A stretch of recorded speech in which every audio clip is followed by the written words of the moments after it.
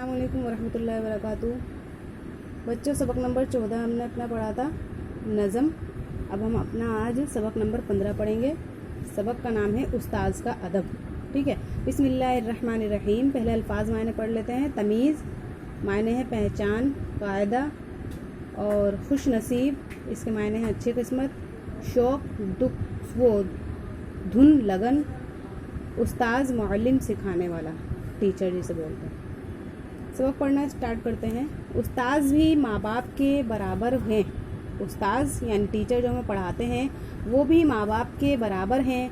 वो तुमको इल्म पढ़ाते हैं, वो तुमको इल्म पढ़ाते हैं। भले बुरे की तमीज़ सिखाते हैं, भले बुरे की तमीज़ सिखाते हैं यानी सलीक़ा सिखाते हैं। अच्छी अच्छी बातें बताते हैं, अच्छी अच्छी बातें बताते हैं। जो बच्चे उस्ताज़ों का अदब करते हैं उनको उस्ताज़ भी दिल से चाहते हैं। जो बच्चे अपने उस्ताज़ का अदब करते हैं, उनका एहतराम करते हैं, तो उस्ताद भी अपने उन बच्चों को दिल से चाहते हैं और शौक़ से पढ़ाते हैं, और शौक़ से पढ़ाते हैं।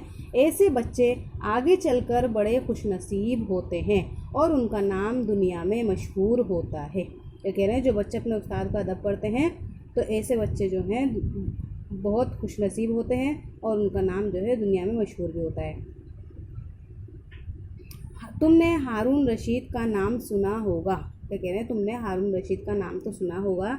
एक बहुत बड़ा बादशाह गुजरा है हारून रशीद। लड़कपन में यानी बचपन में उसको शौक़ था कि अपनी उस्ताद की जूतियाँ सीधी करे, यानी अपने उस्ताद के हर काम की जूजूरी के लिए वो खड़ा रहता था, तैयार रहता था, है ना। जब उस्ताद वज़ू करते वो लपक कर लोटा लेता था, यानी जब वज़ू करने आते थे एकदम से वो लोटा लेता था और अदब से उस्ताद के पास खड़े होकर पानी डालता रहता था।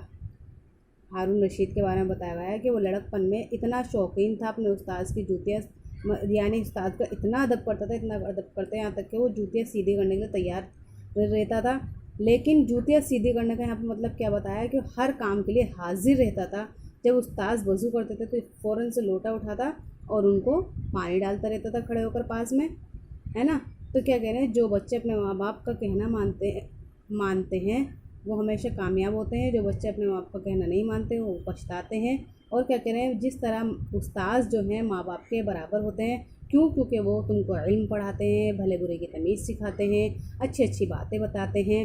और जो बच्चे उस्ताद का कहना मानते हैं तो उस्ताद भी उसे दिल से चाहते हैं और शौक़ से पढ़ाते हैं, और ऐसे बच्चे जो हैं बहुत ज़्यादा खुशनसीब होते हैं। सबक बहुत अच्छा सबक है, समझने वाला, अपनी ज़िंदगी में लाने वाला सबक है। तो आप इस सबक को अच्छी तरीके से याद कर लीजिएगा, अच्छी तरीके से समझ लीजिएगा, अल्फाज मैंने याद कर लीजिएगा। और उम्मीद है कि आप लोगों को सबक अच्छी तरीके से समझ में आ गया होगा। वीडियो को आगे शेयर करिएगा ताकि और लोग भी इस सबक से फ़ायदा उठा सकें। और जो लोग चैनल पर नए हैं वो चैनल को सब्सक्राइब करिएगा। वीडियो अच्छी लगी हो तो लाइक करिएगा। चलिए मिलते हैं नेक्स्ट वीडियो में, जब तक के लिए अल्लाह हाफ़िज़, अस्सलाम वालेकुम।